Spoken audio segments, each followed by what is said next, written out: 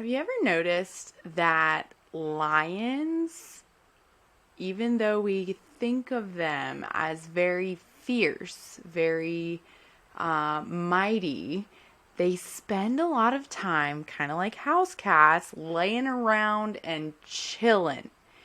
And so that is the vibe of this new moon coming up on Monday, September 2nd at 9:55 p.m. Eastern Time in the sign of sidereal Leo. So we're going to explore why that archetype is coming up. Maybe obviously because Leo, the sign, is symbolized by a lion. But we'll talk about the Nakshatra, the lunar mansion, where this new moon is happening, and of course the other astrological things going on related to this new moon. This new moon does mark the beginning of eclipse season, which I put out a whole episode and a whole bunch of resources on last week. I would encourage you to revisit. And then, as promised, we're going to dive more specifically into each sort of component of eclipse season, which is officially beginning with this new moon in Leo on, interestingly, Labor Day here in the U.S. So if you're not in the U.S., maybe you don't know or care about Labor Day. But that's another good, I just thought of that as I was saying it, example of sort of the vibe of this new moon. And now I'll just go ahead and finish that thought. Labor Day in the U.S. is meant to be a day to celebrate the hard work of like laborers, like typically blue collar working class people. But it's interesting that it tends to be white collar people that get the day off work because it's a federal holiday, and my blue collar partner, I'm certain, will be working that day. So he's very much a laborer. So anyway, welcome to the YOGISCOPES podcast. I'm your host, Rosemary Holbrook. I'm a Vedic sidereal astrologer and a yoga therapist, which means I use the system of Vedic astrology because it comes from the same ancient philosophy, the same ancient texts, namely the Vedas, from several thousand years ago, that yoga philosophy really stems from. So the two are extremely interrelated. Vedic astrology is very ancient.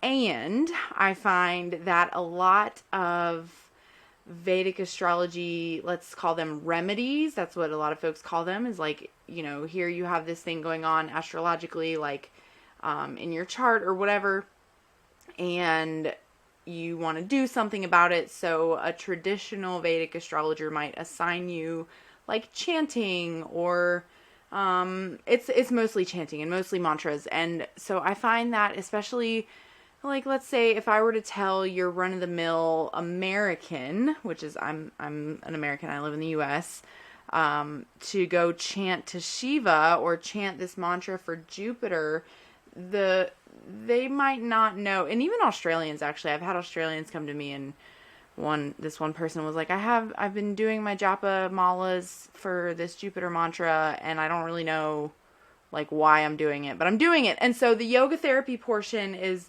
I'm trying to help you understand this in a more maybe culturally relevant way. If you weren't raised among, Hinduism and these myths being a really part of your upbringing, hopefully what I offer here, yoga practices and journal prompts at the end of every episode, will help you embody the astrology, will help you not just think about it, not just get stuck in that upper chakra or vata imbalance of just trying to think about it and conceptualize it in your brain, but to bring it down into your body and your real life. So that's what we're doing here.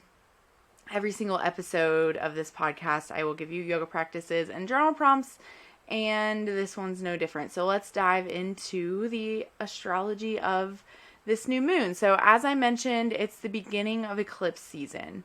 So I would highly recommend you review that episode if you haven't already. Just the companion post I made about it on my website, you go to yogiscopes.com and click on articles, and then the little drop down will pop down. Or actually, I guess if you're on mobile, it's not a drop down. If you're on mobile, it will just say weekly Yogiscopes when you click on the little hamburger thing, the little 3 lines menu. That's where you'll find it if you're on mobile, but if you're on a browser, a desktop computer, you will find it by clicking on articles and then going to weekly YOGISCOPES. Anyway, there you will find the episode where you'll find the podcast episode as well as the companion blog post that I made that took me like hours because this thing is so in depth.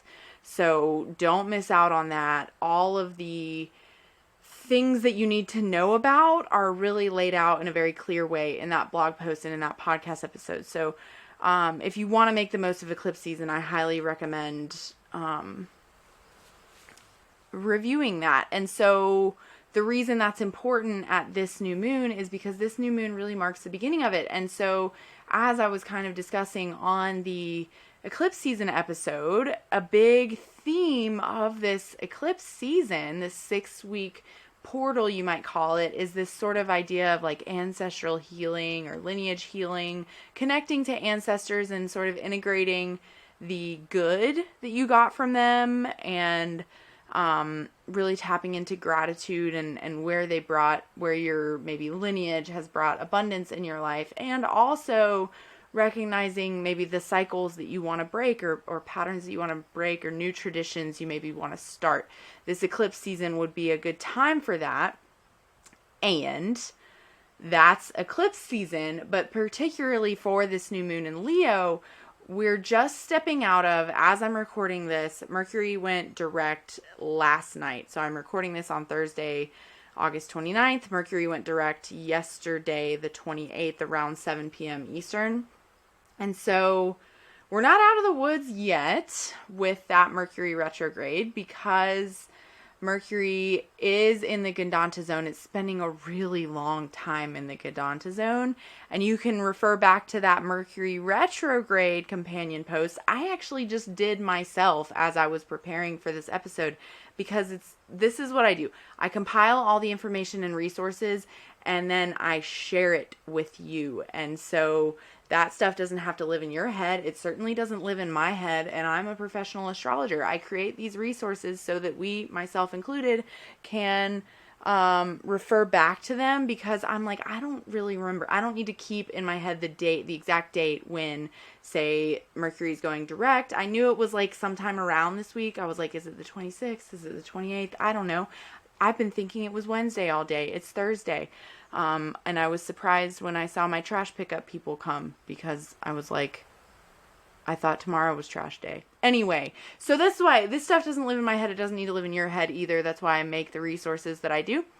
And so you might reference back to, like I was just doing it in preparation for this episode, the fact that Mercury is still Gandanta, and it will be about to step through that Gandanta zone, or step into Leo again. So Mercury began its retrograde in Leo, moved back to Cancer. It's been in Cancer for a little bit, and it will be moving back into Leo right after this new moon.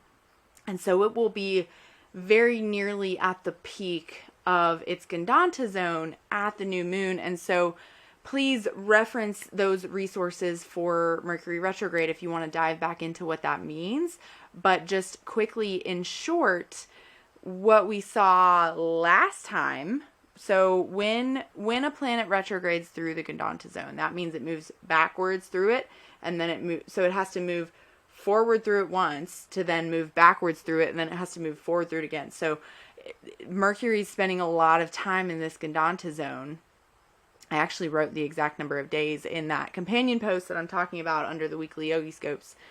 And I want to say it was like 58 days or something.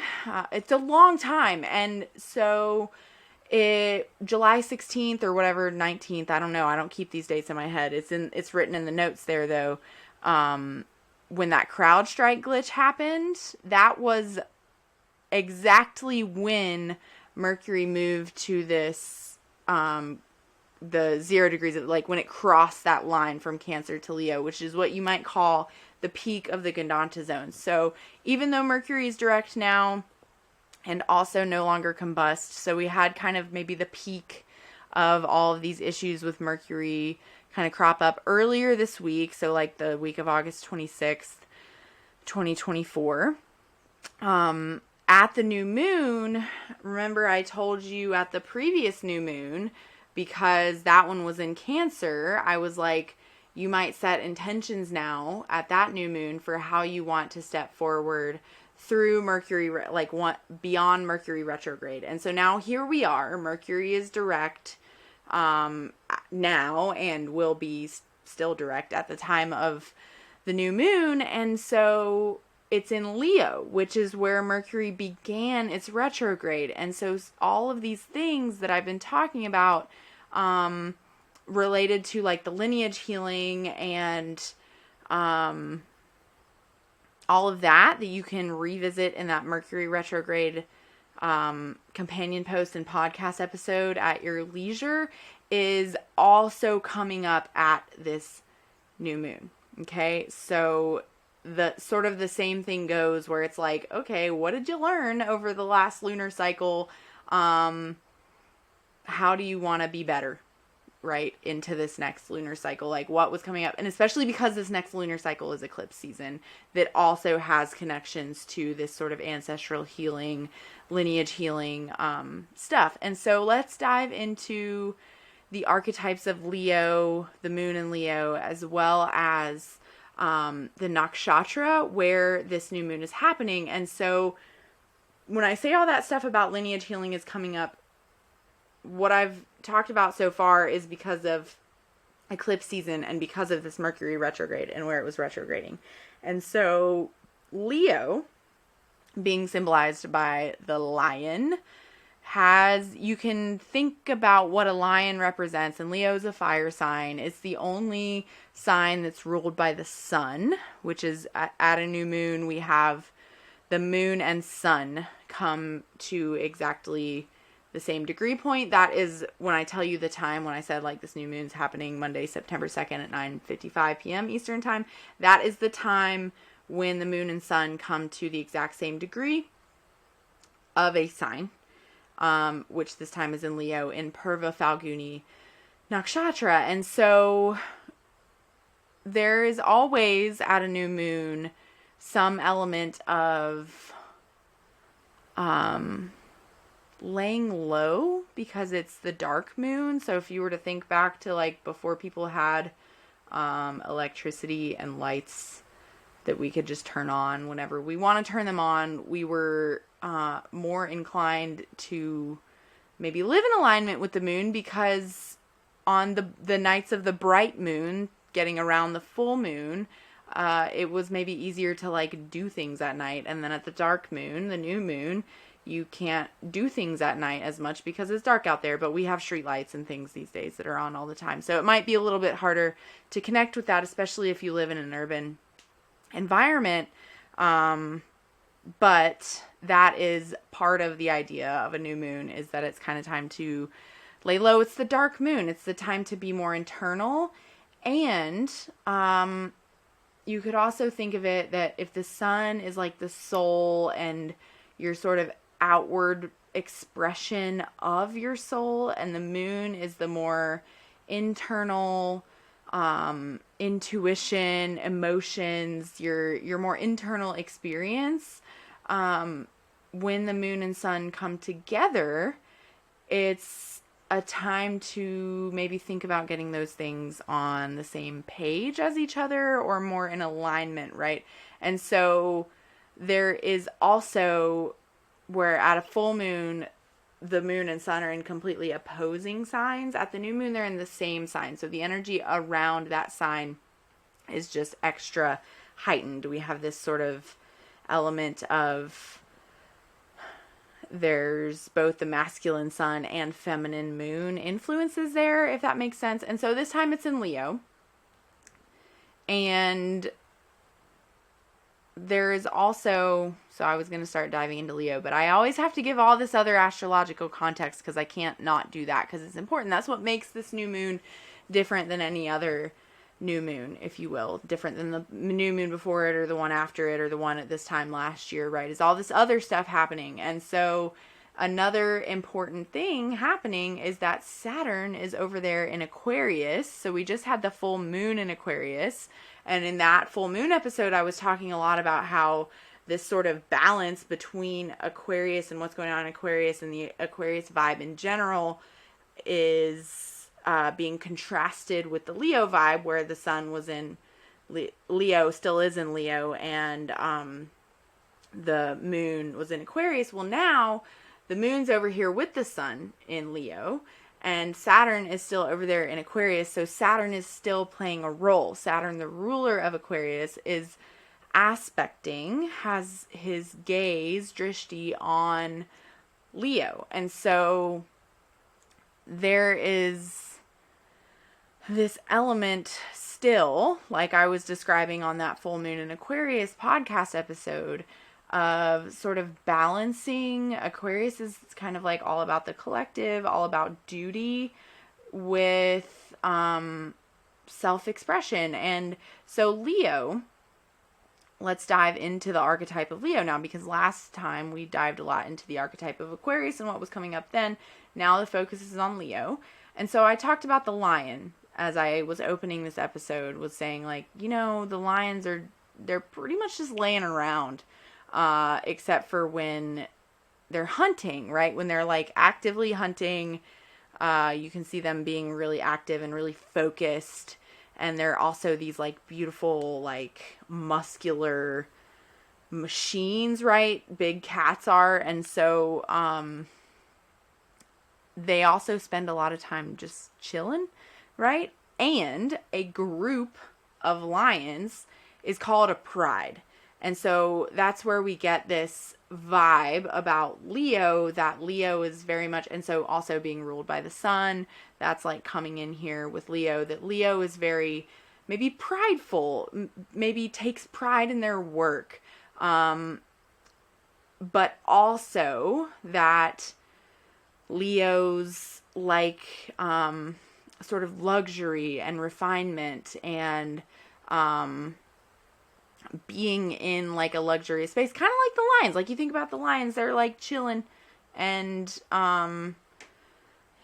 just enjoying themselves most of the time, because you don't have as much to worry about when you're an apex predator. When you're like at the top of your game, you can take it a little bit easy sometimes, right? And that's like the vibe of this new moon, is like, where do you want to be at the top of your game? Where do you want to shine? What kind of work do you want to take pride in, so that you can, relax in that glory, if you will, because you have done the hard work to do the thing, whatever the thing is. And so for Leos, for like the lions, right, it's just like being the most ferocious and fierce, I guess, earns them the right to relax into that, which is a little bit brutal, right? I guess, like, as humans, we're trying to get away from that, if you will, trying to get away from that, just being the most violent or the most physically ferocious, but there is some element of like, what is your gift to the world that you want to own and have it be like your identity, your thing that you're known for, that you can kind of get out there and shine. And there's that element of like putting yourself into it, and really, when you're on, really being on, and when you're off, really being off, right, if you will. And so that comes even more into play. This is why I'm sort of highlighting this particular aspect of the Leo archetype, because it comes into play even more with the Nakshatra where this is happening. So I've described this before, that Nakshatras are lunar mansions. There are 27 of them, so there are more of them than there are signs, which means there's always more than one Nakshatra in a sign. Sometimes the Nakshatras will kind of bridge into two signs. This one is not one of them. This one is completely within the sign of Leo. Purva Phalguni is completely within the sign of Leo. So you can think of the Nakshatras, they have their own characteristics, and we'll dive into the archetypes of them and how we arrive at that, but they're always like a subset of the sign's characteristics where they reside. So Magha, which I talked a lot about on the Mercury Retrograde episode, because the Mercury will be Mercury retrograded through Magha. It did not retrograde through the Phalgunis. And so Magha sort of represents that aspect of Leo's archetype or Leo's personality related to like lineage. And, you know, if you think about it, the pride of lions is like a family, right? It's this sort of the same thing as like whichever lion gets to be like on top of the lions is, you know, gets to mate with all the female lions or whatever. I don't know how it works really. I'm not like a animal behavior scientist. In fact, I was reading about it a little bit in preparation for this episode, and I was reading a really interesting take about how a lot of our understanding of animal behavior was, you know, formulated in a time when women weren't really allowed to be like researchers. And so it has this sort of like patriarchal lens on it. And I'll just leave it at that. You can do your own research into lion behavior and maybe how patriarchy has skewed our view of it. It's not really that relevant to this conversation, but it is interesting. And I guess it kind of is relevant to this conversation because the sun and the moon are both there. And these are the sort of masculine and feminine archetypes, a couple of them. I would also say Mars and Venus kind of bring up that masculine feminine piece as well. There are also non-binary or like gender neutral planets. Technically Saturn is the word they use is neuter or eunuch, a neuter planet. So anyway, so this culture recognizes that as well, recognizes non-binary or more than, but we all have this masculine and feminine within us. And if anything, at a new moon, we're seeking harmony between our inner sort of masculine and feminine, and how that shows up through the lens of whatever sign it's showing up in. So maybe you do some of your own research around how patriarchy has skewed our understanding of lion prides and who's actually in charge. It was interesting, what I was reading about. And so anyway, the pride and that idea is, I would say that archetype is more wrapped up in Magha Nakshatra, which is also completely within the sign of Leo. And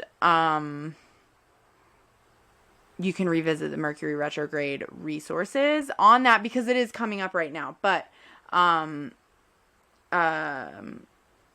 to Purva Phalguni, that is what's sort of bringing up this idea of like, I guess like work hard, play hard is a good way to capture that idea. So Purva Phalguni symbol is the front legs of a bed. So that draws this connection to the vibe of Purva Phalguni being around rest and rejuvenation and pleasure as well. So fifth house, fifth sign, Leo, also has a connection to romance, and so wrapped up within that is like sexuality, and sort of like sexual energy, like your what you might bring with you on a first date. You would probably be bringing your romance and your sexual energy in a bigger way. And so that's just one aspect of relationships, right? This is something that comes up especially when I do readings and stuff for like married people, because it's like, well, you can be married. Marriage is the seventh house, but it's like, are you keeping that romance alive? That's Leo. That's the fifth house. And then actual, like they call it bed pleasures, is 12th house and 8th, you know, so all these aspects are captured in different ways and different archetypes. But Leo and Purva Phalguni, specifically this like section of Leo, I guess is what I'm getting at, does have connection to romance and rest and rejuvenation, and therefore also like some element of sexuality and sexual expression, if you will. And so also another way that is expressed is Purva Phalguni is ruled by Venus, which draws the connection to relationships, to beauty, to luxury, and the ruling deity is Bhaga, who is the god of delight, sometimes called, or sometimes also called the god of fortune and prosperity. So all of that is bringing this vibe of like, what I was kind of getting at with the lions is like, you can kind of revel in your fortune and prosperity when you've like earned the right to do that. Or so earned is like, I use that word loosely because I recognize there is some element of folks that maybe like come from generational wealth. Like maybe they didn't earn it as directly. But that's wrapped up in this too, because this whole idea of generational healing and ancestral stuff is coming up. Is like, maybe you come from generational wealth and you have a little bit more access to luxury and to rejuvenation and to those kind of things, or maybe you don't, and then earn would probably be a better word if you're coming from not generational wealth, and you do put yourself in a position to have time and space for rejuvenation. You do have to earn it more directly than maybe folks who were just born into a situation where their family already has access to those kind of things. So I recognize that it's not necessarily cut and dry. And I hope you get what I mean with that. So the aim of this nakshatra is kama, pleasure seeking. So I touched on this briefly in the last episode, where the aim of that full moon, not the last episode, so 2 episodes ago, the full moon in Aquarius, the aim was dharma. And so dharma is a really important pursuit. It's something we're all trying to figure out and kind of live in alignment with all the time, live in our, be dutiful and live our right path, right? And that, Saturn is kind of really bringing that up. And then there's artha, the pursuit of wealth, and then kama. And so that's also kind of wrapped up in this idea, is that maybe it takes some pursuit of wealth, it takes some resources, it takes some of that artha to then have the space to enjoy it and to seek pleasure, right? This is coming up because of Saturn's aspect. Is where are you putting the discomfort, or where are you putting the, the discomfort? So it's like, are you front loading the discomfort so that you can like truly rest and relax later? Or are you, maybe in a position because you are like burnt out or something, that you're like, you're not handling all the things, so and you just like need rest, but it's not like truly rejuvenating and restful because you have this like discomfort because of tasks that are left undone or whatever. So that's coming up a little bit. Those things do go in that order: dharma, artha, kama, moksha. And so it's like, the idea with those 4 aims of life is like, if you're living in alignment with your dharma, you will need and likely get wealth and resources from that. And then when you have those wealth and resources and you feel like you're living your true path, you are going to enjoy it. You're going to have some rejuvenation. And so that's the step that we're in with Purva Phalguni, is that enjoying. And so you could look at this like a gratitude practice, or like, I don't know. I was unloading groceries in my house yesterday, and I was like, this is a really simple like abundance ritual, is just like, I was like putting away cans in my pantry, and I was like, wow, I like really have a sense of flow and abundance here, because I always have like food available, and it's not like overly built up. It's like, there's like a good flow and it's always fresh, right? And so that is what we're tapping into with the kama, is like, so maybe you don't have generational wealth or something, but where can you find that sense of abundance in your life? It could be something as simple as noticing how full your pantry is and appreciating that, or whatever. And So let's recap really quickly with the overall energies and yoga practices and journal prompts. And so the biggest vibe for this new moon is renewal and rejuvenation. And so it's coming at a really good time because we're kind of stepping out of this Mercury retrograde before actually the first eclipse. Mercury will be beyond its shadow period, beyond the Gandanta zone. So that stuff will really kind of be like resolved. And so I've been saying like this idea of lineage healing and ancestral healing is like really coming up strong because of the Mercury retrograde and because of the eclipse season. And so this new moon is a really good chance to just kind of like chill out and appreciate like how far you've come and kind of rejuvenate yourself for the maybe more work you'll have to do on it during the peak of the eclipse time.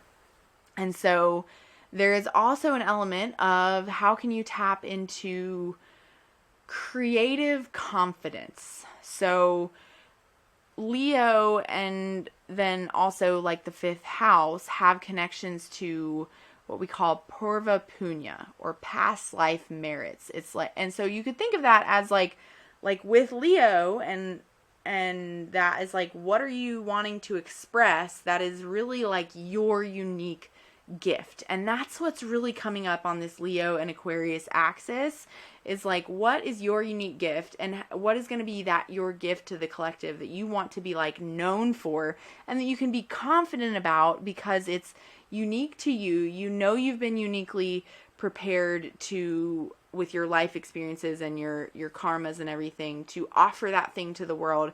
And then you can be confident in it even if you don't see anybody else doing it, because you're sure that it is your unique gift. It's your Purva Punya. It's your thing to give to the world. And so that's really coming up. And also, I will say, that's what we'll probably work a lot on in these eclipse readings. So I offered 3 of those. They got, just snagged really quickly. They were gone by Tuesday.